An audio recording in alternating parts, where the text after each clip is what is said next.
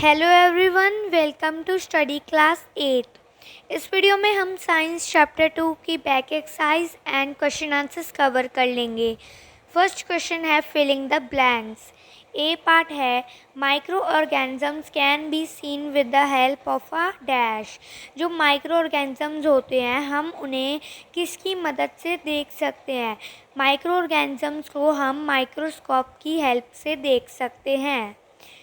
B part है blue green algae fix dash directly from air and enhance fertility of soil. जो blue green algae है वो nitrogen fix करता है from air and enhance fertility of soil और soil की fertility को भी बढ़ाता है। सी पार्ट है alcohol is produced with the help of dash. जो एल्कोहल होता है वो प्रोड्यूस होता है यीस्ट की हेल्प से। डी पार्ट है cholera is caused by dash. Cholera is caused by bacteria. Cholera bacteria से होता है।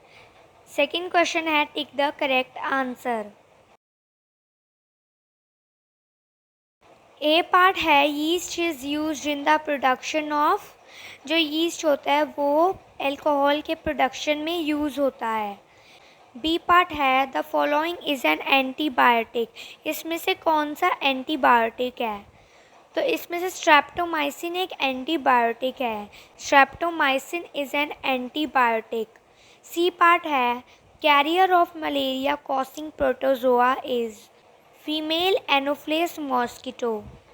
डी पार्ट है the most common carrier of communicable diseases is. Most common carrier communicable diseases का house fly है। Common carrier of communicable disease is house fly. E part है the bread और idli dough rises because of growth of yeast cells. जो bread होते हैं और idli dough वो growth of yeast sales की मदद से होता है। एफ पार्ट है the process of conversion of sugar into alcohol is called fermentation.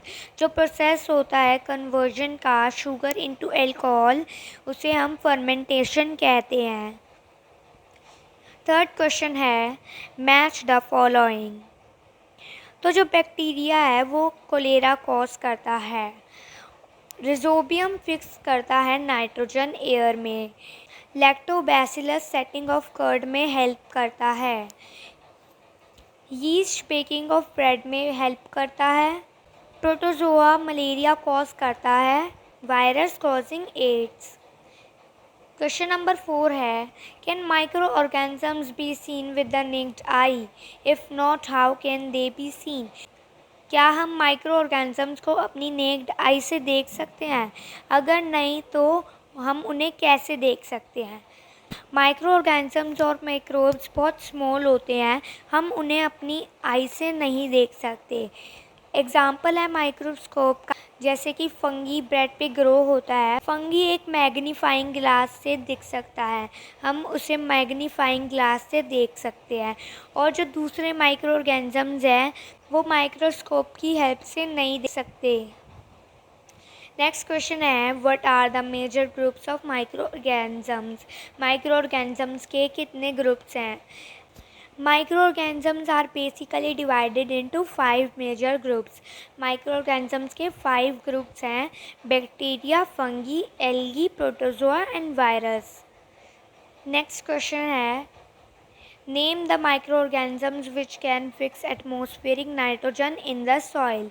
Micro organisms ऐसा कौन सा माइक्रो ऑर्गेनिज्म है जो एटमॉस्फेयर में नाइट्रोजन फिक्स करता है?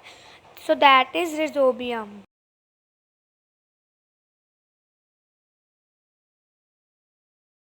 नेक्स्ट क्वेश्चन है write 10 lines on the usefulness of micro organisms in our lives. हमें 10 लाइन्स लिखनी है माइक्रो ऑर्गेनिजम्स हमारे किस काम आते हैं हमारी लाइफ में। जो माइक्रो ऑर्गेनिजम्स होते हैं वो हमारी हेल्प करते हैं क्लीनिंग में, इन्वायरमेंट को क्लीन करने में। फॉर एग्ज़ाम्पल ऑर्गेनिक वेस्ट जैसे कि vegetable peels, remains of animals etcetera. जो कर्ड होती है उसमें सेवरल माइक्रो ऑर्गेनिजम्स कंटेन होते हैं जैसे कि bacteria. Lactobacillus promotes the formation of curd. Bacteria and yeast हमारे फर्मेंटेशन जैसे कि rice, idlis and dosa batter में हेल्प करते हैं। जो यीस्ट होता है वो रैपिडली प्रोड्यूस करता है और वो कार्बन डाइऑक्साइड प्रोड्यूस करता है रेस्पिरेशन के वक्त। और जो बबल्स होते हैं गैस के, वो डो को फिल कर देते हैं और उसकी वॉल्यूम को इंक्रीज कर देते हैं। यीस्ट बेकिंग इंडस्ट्री में भी यूज़ होते हैं for making breads, pastries and cakes. जो माइक्रो ऑर्गेनिजम्स होते हैं वो लार्ज स्केल में यूज़ किए जाते हैं for production of alcohol, wine and acetic acid that is vinegar. जो एंटीबायोटिक्स होती हैं वो प्रोड्यूस होती हैं बैक्टीरिया एंड फंगी से। And micro organisms are very helpful for us. कुछ ऐसे भी बैक्टीरिया होते हैं जो नाइट्रोजन फिक्स करते हैं एटमॉस्फेयर में। नेक्स्ट क्वेश्चन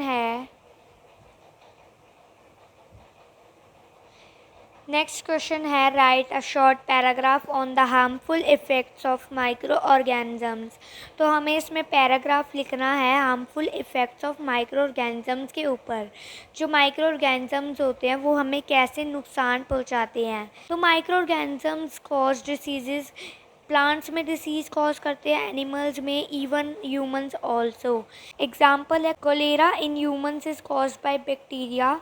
जो कोलेरा होता है वो ह्यूमन में कॉज होता है बैक्टीरिया से और उसे हम कहते हैं विब्रियो कोलेरा। एनिमल्स में virus foot and mouth disease cause करते हैं। Some microorganisms spoil leather and clothes. Also, microorganisms are responsible for food poisoning. जो माइक्रो ऑर्गेनिजम्स होते हैं वो फूड पॉइजनिंग के लिए रिस्पॉन्सिबल है। क्वेश्चन नंबर 9 है what are antibiotics, what precautions must be taken while taking antibiotics. अब antibiotics क्या होती है और हमें क्या क्या प्रिकॉशंस लेनी चाहिए जब हम एंटीबायोटिक्स ले रहे होते हैं। तो एंटीबायोटिक्स क्या होते हैं? तो एंटीबायोटिक्स मेडिसिन्स होती हैं जो माइक्रो ऑर्गेनिजम्स की ग्रोथ को और उन्हें किल करने के लिए बनाई जाती हैं। जो माइक्रो ऑर्गेनिज्म डिसीज़ कॉज करते हैं उनकी ग्रोथ को स्टॉप करने के लिए एंटीबायोटिक्स बनाई जाती हैं। तो हमें प्रिकॉशंस लेनी चाहिए जब भी हम एंटीबायोटिक्स खा रहे होते हैं। एंटीबायोटिक्स सिर्फ हमें डॉक्टर की एडवाइस पर ही लेनी चाहिए। Course of antibiotics should be completed as prescribed by the doctor. और एंटीबायोटिक्स हमें राइट अमाउंट में लेनी चाहिए, सही वक्त पर लेनी चाहिए। अगर हम एंटीबायोटिक्स अननेसेसरी लिए जा रहे हैं तो हमारे अंदर बेनिफिशियल बैक्टीरिया को किल कर देती है एंटीबायोटिक्स हमारी बॉडी में। एंड एन एक्स्ट्रा पॉइंट, जैसे हम एंटीबायोटिक्स अननेसेसरी लेते हैं तो वो एंटीबायोटिक्स हमारी ग्रोथ को भी किल कर देती है। तो हमें अननेसेसरी एंटीबायोटिक्स नहीं लेनी चाहिए। Antibiotics are not effective against cold and flu as these are caused by viruses.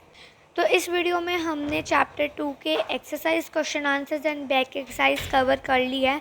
Next video में हम चैप्टर 2 के एक्स्ट्रा क्वेश्चन आंसर्स देखेंगे।